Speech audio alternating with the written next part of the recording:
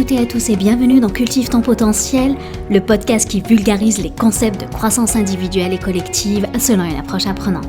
Je m'appelle Lamia Rarbo, business et life coach certifiée, et aujourd'hui, dans ce 37e épisode, on va parler de curiosité. Moi je suis curieuse. Et j'ai appris vraiment à aimer ce trait de caractère, car franchement, dans l'inconscient collectif, être curieux, ça sous-entend mémère, genre « ouais, t'es curieuse toi ». J'ai envie de dire « mais oui, je suis curieuse et j'assume ça ».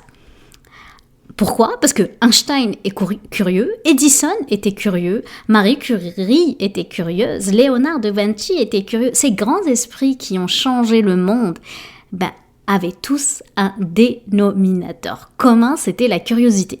Être curieux, en fait, nous permet d'être dans une posture de découverte, de partir, en fait, à l'aventure, à vouloir explorer le champ des possibles et même de l'impossible. D'ailleurs, lorsqu'Edison a rejeté la bougie, parce que selon moi, il a rejeté la bougie, parce qu'il aurait pu améliorer les bougies, être dans un système en fait d'amélioration continue et se dire tiens, je vais explorer ce processus-là et l'optimiser, l'améliorer le plus possible pour comme objectif un système d'éclairage peut-être de meilleure qualité. Mais en fait, ce qu'il a fait, ce qu'il a vraiment fait, c'est de rejeter l'existant pour créer quelque chose de nouveau. Être dans cette posture de curiosité, ça veut dire on est en fait à la recherche de défis, de challenges, de poser des hypothèses et essayer de tout faire pour y répondre. La curiosité, c'est cette capacité qui nous pousse vraiment à dépasser nos limites, creuser plus loin avec ce désir de comprendre en fait le sens des choses et d'enrichir nos expériences. Oui, tu l'aurais compris. J'adore être curieuse, j'adore cet état d'esprit à développer. Car selon moi, la curiosité, c'est une compétence en fait, qui va révéler ton potentiel. La curiosité, c'est aussi une soif de savoir, de connaître, de comprendre et être aussi dans une posture d'observation. C'est ça être curieux, c'est être observé, être dans cet état d'observation et utiliser un peu tous les sens en fait de ton corps, tes yeux, ton regard, ton ouïe en fait. Et tu te dis, là tu dois te dire, bon Lamia, ok, moi je pense être curieuse. Parce que si je te dis ça, je te donne envie peut-être de dire, tiens, moi je suis sûre que je suis curieuse. En fait, ce que j'ai envie de dire, d'une façon générale, c'est pas surprenant, mais nous sommes plus enclins à confirmer ce que nous pensons déjà qu'à nous remettre en question. Oui, parce que la curiosité, c'est très fatigant. La curiosité, parce que, en fait, nous pousse à remettre en question ce qu'on appelle les ordres établis. Oui, parce que en fait, on va farfouiller au-delà des apparences. La curiosité, en fait, ne veut pas les normes. La curiosité dérange suffisamment pour que un peu ce que j'appelle moi les thés. Je me rappelle pas si je t'avais parlé du trima. Ici au Québec, on a des tests de personnalité. Chaque lettre est un symbole. Je pense que j'en ai déjà parlé. Le T, c'est pour le traditionnel. Quelqu'un qui est traditionnel, c'est bien. Dans la société, on a besoin de gens qui sont ce qu'on appelle les défenseurs de la norme. Et ces défenseurs de la norme peuvent, exemple, étiqueter les gens curieux comme « mais vous êtes ben indiscret ». Oui, ça on me l'a sorti déjà. Lamia, tu es bien curieuse. Et puis je me rappelle une fois à l'école, j'étais vraiment jeune, je pose une question, je me rappelle pas c'était quoi la matière, et carrément la maîtresse, je m'en rappelle, c'est fou, ça fait quoi, plus de 30 ans, et la maîtresse me dit « oui mais d'où est venue cette question ? Est-ce que c'est quelqu'un qui te l'a posée ou genre quelqu'un chez toi à la maison ?» Je dis « non !» C'est la question est là maintenant, elle est sortie de mon cerveau là maintenant. Puis la maîtresse, elle me regardait avec des yeux de mais d'où vient cette question ? Et il y a même récemment, il y a quelques années, une manager m'avait dit Lamia, toi tu poses trop de questions. Je pense à mon amie qui me dit Lamia, toi t'es quand même pas reposante. Et c'est normal, je leur en veux pas, parce que dans l'inconscient collectif, c'est quand même associé à un vilain défaut, ok ? Donc, et pourquoi ? Parce qu'en fait, ces personnes, toute la société, on est comme enfermés dans une sorte d'enclos de croyances, Et on s'entend que la société a plus ou moins choisi d'adopter cet enclos. Et pourquoi ? Parce que c'est associé donc à une peur de l'inconnu. Et cette peur de l'inconnu, elle est vieille comme les monstres des forêts et le grand méchant loup. Ok ? Donc, ça m'a pris beaucoup d'années pour arriver à avoir ce statement, à avoir cet état d'esprit. Mais oui, c'est tout à fait normal que les gens ne veulent pas forcément qu'on pose trop de questions. Et là, j'ai envie de me poser, quand on veut aller plus loin, on se dit, ok, la curiosité finalement c'est quoi ? C'est une composante finalement de la soif d'apprendre, ok ? C'est l'envie de savoir, de découvrir, de comprendre, d'apprendre, d'être confronté en fait à la nouveauté, de remettre les choses en question, n'est-ce pas ? De chercher des informations, j'avais parlé d'observation, mais aussi d'analyse, d'aller plus loin, parce qu'on veut aller plus loin, c'est pas juste observer, être dans l'action passive, l'action active, parce que c'est sûr, je sais pas si ça s'entend dans ma voix, mais la curiosité suppose de l'enthousiasme, le désir, l'intérêt, la passion, et tout ça c'est des émotions en fait. Hier j'avais parlé un épisode super douloureux où j'ai parlé des émotions. Là c'est le côté positif en fait des émotions, c'est le côté passion en fait qui vient nourrir notre âme, ok ? Et de quoi peut-on être curieux ? Si tu peux te poser cette question, et c'est une question légitime, mais moi j'ai envie de te dire, de tout, on peut être curieux de tout. De l'autre aussi, dans la relation de l'être humain. T'es pas obligé en fait d'être dans les sciences ou juste pour on est dans une société, on se dit souvent oui, de plus en plus la société se dit inclusive dans la diversité, dans l'acceptation de l'autre, mais est-ce que vraiment on est dans cette curiosité de l'autre, de se dire tiens, l'autre, le voisin, la cousine, l'ami, est-ce que je suis assez curieuse de ses caractéristiques ? Est-ce que je m'intéresse à sa culture, à ses convictions, à ses différences ? Parce qu'on peut être différent, mais oui. Mais peut-être aussi les similarités entre nous. Est-ce qu'on a des points communs ? Ok. Peut-être il y a des territoires communs ou des territoires qui ne sont pas communs. Est-ce qu'il y a eu des événements qu'on peut être communs ? Je pense, exemple, en étant une mère, je peux me connecter à toutes les mamans sur Terre. On a cette caractéristique commune. On peut aussi avoir des événements qui sont communs, comme le décès, la maladie, mais aussi la joie, le mariage, la naissance. On peut se dire aussi, est-ce que je peux m'intéresser à l'autre aussi dans son rôle, dans la place, dans sa vie, et de se dire, tiens, est-ce que lui, il est curieux ? Est-ce qu'il est entrepreneur ? Est-ce qu'il a une soif d'apprendre comme moi ? Et de se dire, tiens, et si je m'intéresse à l'autre et je lui demande comment il va au sens vraiment intrinsèque de cette question.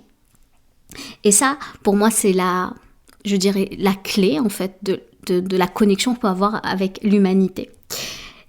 Je me rappelle, il y a une collègue qui m'a dit qu'elle a des lapins.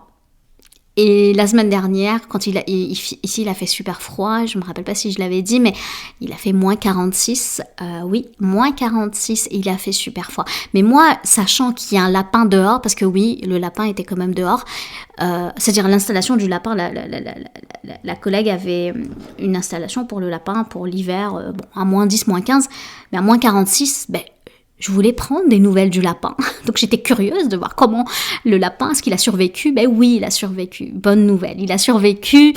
Il est resté quelques jours à l'intérieur de la maison et tout va bien pour le petit lapin. Mais c'est ça, être curieux, c'est s'intéresser à l'autre, de sa vie. Et au-delà de ces... Parce que moi, jamais j'aurais un animal chez nous à la maison. Mais c'est aussi s'intéresser à l'autre au niveau... pas dans une posture de non-jugement. Et quand l'autre personne se sent assez en sécurité, assez en confiance, c'est là qu'elle va ouvrir les portes, de dire tiens, des choses sur elle. Et là, j'ai envie de te poser une question. Penses-tu que la curiosité peut être malsaine ? Ce qu'on appelle la curiosité malsaine. Est-ce que cette soif de connaissance peut être nuisible ? Oui, à ton avis.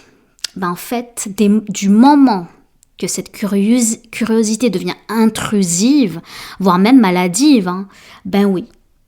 Si on passe son temps à épier les voisins, si vous avez quelqu'un qui vous suit, je sais qu'il y a certains couples où tellement il y a un manque de confiance dans ce couple-là qu'il y a certaines personnes, certains hommes qui suivent leur femme ou leur petite copine pour voir les faits et gestes, ça c'est maladif, c'est malsain. parce que tu l'as compris, moi je suis une personne curieuse, mais dans le bon sens du terme, car la curiosité n'a rien de mauvais. Par contre, elle le devient lorsqu'elle est mal orientée, par le sujet bien sûr. Lorsque tu es curieuse et curieux et cela ne te sert pas. Et certains cas, oui, tu peux être même pour toi-même dans une posture de curiosité et cela ne te sert pas. Et tu sais pourquoi ?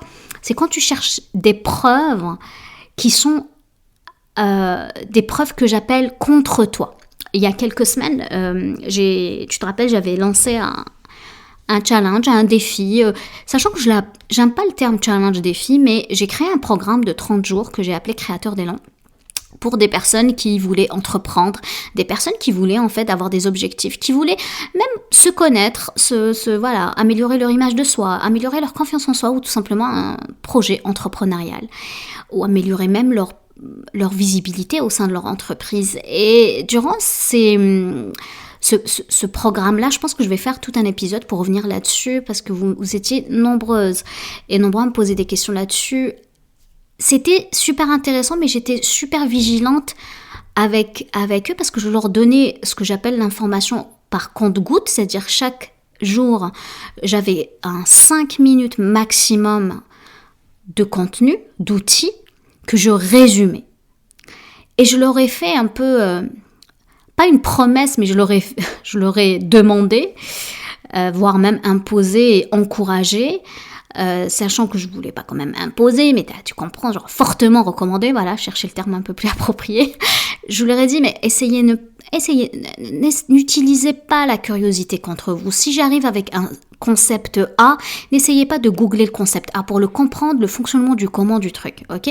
Moi, j'ai 15 ans d'expérience. Et je pense vraiment ma force, c'est que je combine ma compétence d'ingénieur en optimisation de processus, tout ce qui est ce qu'on appelle la certification Black Belt, du Lean Management, c'est-à-dire tout ce qui est optimisation de process, le développement organisationnel. Je prends ça et je l'adapte pour le commun des mortels, pour l'adapter dans notre vie de tous les jours.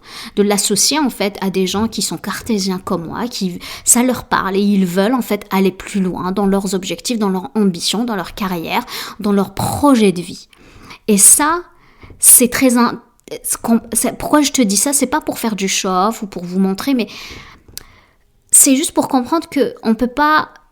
Exemple, faire un programme de coaching et vous résumer un 15 ans d'expérience en vous donnant assez de profondeur. C'est-à-dire, à un certain moment, il y a aussi du travail de confiance à avoir avec la personne qui vous accompagne. Comme là, maintenant, si tu es jusqu'à là, c'est que tu me fais assez confiance. Donc, si tu me fais assez confiance, quand je t'arrive avec un certain concept, une certaine idée, prends-le. N'essaye pas de dire, ok, je prends ça et puis je vais googler, je vais regarder le concept, puis je vais regarder la recherche. Parce que ça, c'est de l'insécurité. Ça vient de l'insécurité. Quand la curiosité te sert comme une excuse de procrastination pour ne pas faire le travail, ça, c'est de la curiosité malsaine. N'oublie pas, la curiosité, elle est là pour te challenger, pour faire des hypothèses et dire, tiens, qu'est-ce que je suis capable de faire ? Qu'est-ce que je pourrais explorer ? Est-ce que je peux aller plus dans la profondeur ? La curiosité, c'est pas être sur Google et regarder et lire des articles. Ça, c'est de la passivité, ok ? Donc, l'idée, c'est d'utiliser la curiosité à ton avantage et que ça ne devienne pas contre toi, ok ? Là, tu dois te dire, ok, ça c'est bien beau, mais comment développer sa curiosité ? Écoute, il y a de l'auto-coaching. Moi, je suis partisane du auto-coaching, sachant quand même, j'ai quand même 2 coachs. Mais je suis aussi partisane du coaching. Je te propose 3 questions que tu vas te poser. Tu te poses ces questions lorsque tu veux explorer une certaine situation. Tu as un certain contexte, un environnement que tu as envie de découvrir et tu dis, ok, par rapport à cet environnement-là. Donc, tu essaies de poser des hypothèses, tu essaies de développer cet esprit que j'appelle scientifique, ok ? Tu te dis, qu'est-ce que je remarque ? Donc, tout ce qu'on appelle l'observation. Qu'est-ce que j'observe ? Ok ? Ça peut être par rapport à tes émotions, tes pensées. Tu peux aussi observer le monde. Donc, ça peut être des choses à l'intérieur de toi, mais aussi à l'extérieur de toi. Ok ? À midi, j'ai dîné avec des amis que j'ai pas vus depuis des années et je me suis rendu compte que la phrase pour les francophones, ça va faire écorcher vos oreilles. parce que oui, hein, au Québec, dîner, ça veut dire c'est le midi et le souper, c'est le soir. Je me rends compte que le dîner en Algérie, en Maghreb et en Europe, bah, c'est le soir. Je suis désolée. Bon, bref, vous avez compris, j'ai mangé avec des amis. Puis c'était intéressant d'observer ma posture parce que je pense que j'ai tellement mûri en quelques années, j'ai l'impression d'avoir pris 10 ans. Et voir leur façon de faire, leur façon de parler. Et puis moi, j'ai trouvé ça super intéressant, tellement intéressant que je vais sortir, je pense, samedi, hein, un épisode sur ça, sur les relations. Et donc, du coup, en fait, quand tu es dans cette posture d'observation, qu'est-ce que tu remarques ? Deuxième question, c'est de savoir comment je me sens là-dedans. Parce qu'une fois que tu t'observes, ok, tu as une certaine observation à faire, c'est intéressant de regarder le côté émotionnel. J'en ai parlé un peu hier, mais voilà, qu'est-ce que tu ressens ? Comment tu te sens ? Es-tu ok ? T'es pas ok ? À midi, quand j'ai dîné, du coup, avec mes amis, j'en parlerai plus samedi, mais j'ai écouté, un ascenseur émotionnel. J'étais dans la joie, dans le stress au début, puis après, un peu déçue, parce que je dis, mon Dieu, est-ce que, voilà, j'en parlerai samedi, mais oui, on peut avoir un certain détachement par rapport à ça, à ce côté émotionnel-là, mais oui, dans l'observation, pour avoir cette curiosité-là, c'est s'autoriser de ressentir les choses. Et finalement, troisième question, c'est de se dire, est-ce que cette expérience m'apporte quelque chose ? Qu'est-ce que cette expérience m'apporte quand je suis dans cette observation, quand je suis dans cette découverte émotionnelle ? Qu'est-ce que ça m'apprend sur moi, sur le monde ? Est-ce que ça me confirme des choses que je savais ? Ou au contraire, je suis en mode « Ah tiens, j'ai découvert des choses ». Clairement, moi, ce matin, à midi, j'ai découvert des choses sur moi, sur les autres. C'était fou, hein. C'était incroyable tout ce que j'ai pu apprendre. Et c'est grâce à tout le travail que je suis en train de faire depuis quelques années sur cette découverte de soi, ce coaching que je fais avec ma coach. C'est extraordinaire. Et si tu es, toi, piqué par la curiosité, tu as entendu cet épisode jusqu'au bout, moi je veux te rassurer, t'es quand même curieuse, hein, ça c'est une bonne nouvelle, ok ? Bravo à toi. Si tu veux aller plus loin, si tu veux être dans cette posture de curiosité et que tu es une personne ambitieuse qui a des objectifs et que tu veux être accompagnée, c'est exactement ce que je fais avec mes clientes. Justement, développer leur état d'esprit, leur permettant de cultiver cette curiosité. Je vais m'arrêter là. Je te remercie de m'avoir écouté. J'espère que tu as eu autant de plaisir à écouter mon podcast que j'en ai à le créer. Sur ce, je te laisse cultiver les graines. Prends soin de toi. Je t'embrasse. Passe une excellente soirée et je te dis à demain. Ciao, ciao.